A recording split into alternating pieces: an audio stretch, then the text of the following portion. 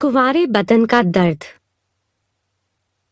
जावेद ने अपनी बीवी रह चुकी शबनम को बड़े ही गौर से देखा तो हक्का बक्का रह गया।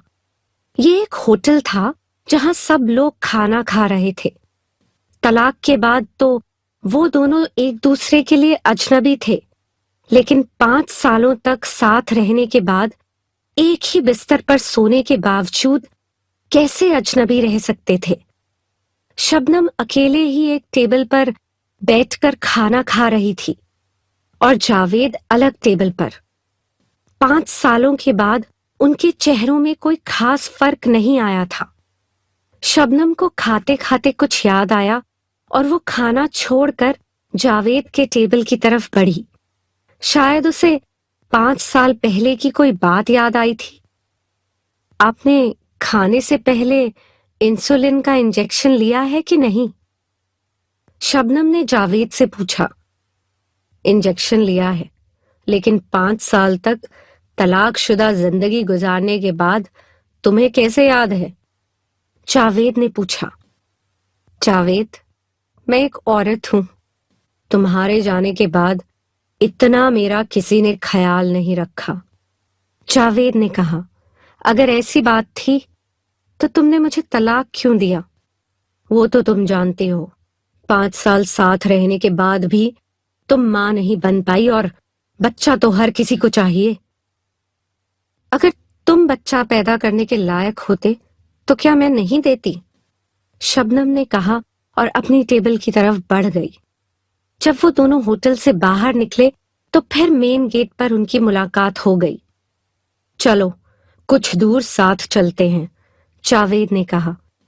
जिंदगी भर साथ चलने का वादा था, लेकिन तुमने ही मुझे तलाक देकर घर से निकाल दिया। शबनम बोली, जो होना था हो गया। अब ये बताओ कि तुम यहां आई कैसे? जब तुमने तलाक दिया तो मैं अपने माँ बाप के पास गई।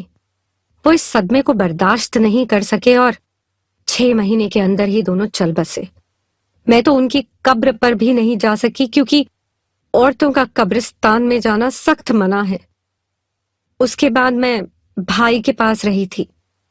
भाई तो कुछ नहीं बोलता था, लेकिन भाभी के लिए मैं बोझ बन गई थी। वो रात दिन मेरे भाई के पीछे पड़ी रहती और मुझे जलील करते हुए कहती थी कि इसकी दूसरी शादी कराओ, नहीं तो किसी के साथ भाग जाएगी। तुम नहीं जानते कि कोई मर्द तलाकशुदा औरत से शादी नहीं करता।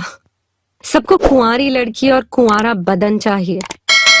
भाई बहुत इधर उधर भागा, पर कहीं कोई मेरा हाथ थामने वाला नहीं मिला। आखिरकार उसने एक बूढ़े आदमी से मेरी शादी कर दी। वो दिन भर बिस्तर पर पड़ा रहता और मैं उसकी एक नर्स हूं। उसे समय से दवा देना, खाना खिलाना या बाथरूम ले जाना, यही मेरी ड्यूटी थी। मुझे ये भी मालूम है कि तुमने दूसरी शादी कर ली और तुमको दोबारा एक कुंवारी लड़की मिल गई, लेकिन मेरी जिंदगी तो तुमने सीधे आग की लपटों में फेंक दिया और मैं नामुराद दूसरी शादी के बाद भी जल रही हूं। तुमने मुझे तलाक दे दिया और मेरे कुंवारे बदन का सारा रस निचोड़ लिया। एक औरत की जिंदगी क्या होती है तुम्हें मालूम नहीं है? शबनम ने अपना दर्द बताया। उसकी आंखों में आंसू आ गए। वो रोते रोते पत्थर की बनी एक कुर्सी पर बैठ गई। जावेद सब कुछ एक बुत की तरह सुनता रहा और फिर अपना वही सवाल दोहराया, तुम इस शहर में कैसे आई?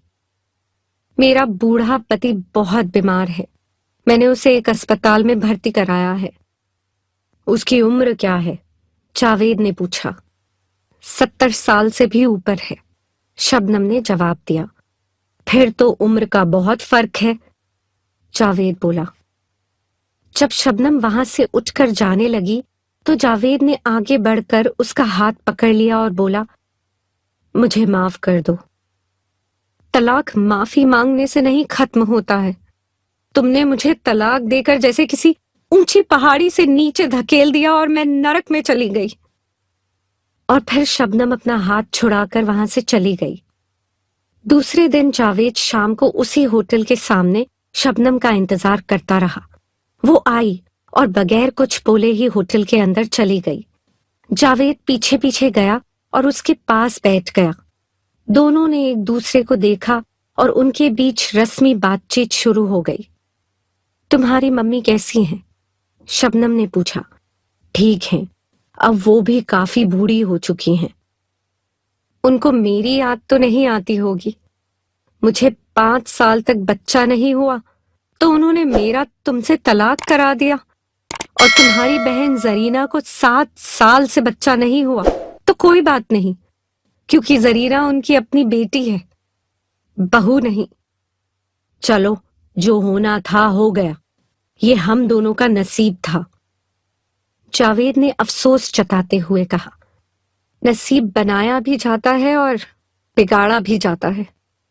अगर औरतों की सोच गलत होती है तो घर के मर्द एक लोहे की दीवार की तरह खड़े हो जाते हैं। वैसे औरतें ही औरतों की दुश्मन होती हैं। जावेद के पास इस बात का कोई जवाब नहीं था। वो होटल की छत की तरफ देखने लगा।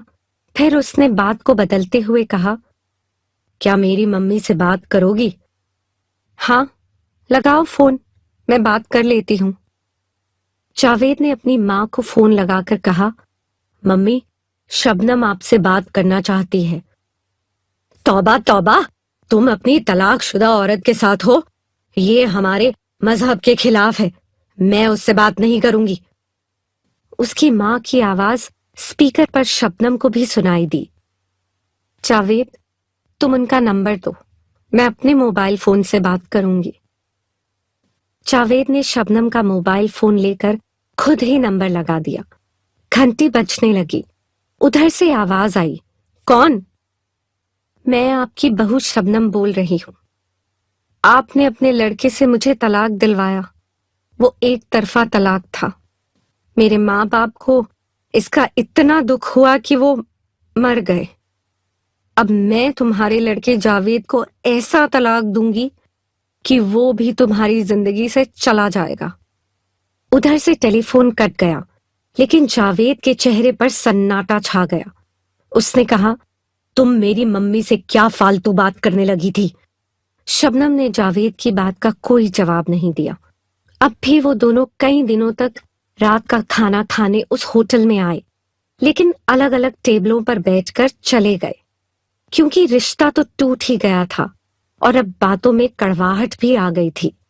एक दिन होटल में शबनम जल्दी आई, खाना खाकर बाहर पत्थर की बनी कुर्सी पर बैठ गई और जावेद का इंतजार करने लगी। जावेद जब खाना खाकर निकला तो शबनम ने उसे आवाज दी, आओ, कहीं दूर तक इन पहाड़ों में घूम कर आते हैं। मेरे बूढ़े पति के अस्पताल से छुट्टी हो गई है। मैं अब चली जाऊंगी, इसके बाद यहाँ नहीं मिलूंगी। वो दोनों एक दूसरे के साथ गलबहियां करते हुए टाइगर हिल के पास चले आए, जहां ऐसी ढलान थी कि अगर किसी का पैर फिसल जाए तो सीधे कई गहरे फुट नीचे नदी में जा गिरे। शबनम ने साथ चलते चलते जावेद से कहा, मैं तुम्हारा अपने मोबाइल फोन से फोटो लेना चाहती हूँ, क्योंकि अब हम नहीं मिलेंगे। तुम इस ढलान पर खड़े हो जाओ ताकि पीछे पहाड़ों का सीन फोटो में अच्छा लगे। जावेद मुस्कुराया और फोटो खिंचवाने के लिए खड़ा हो गया। शबनम उसके पास आई, मानो वो सेल्फी लेगी। तभी उसने जावेद को जोर से धक्का दिया और चिल्लाई, तलाक तलाक तलाक। जावेद ढलान से गिरा, फिर नीचे नदी में न जाने कहां गुम हो गया।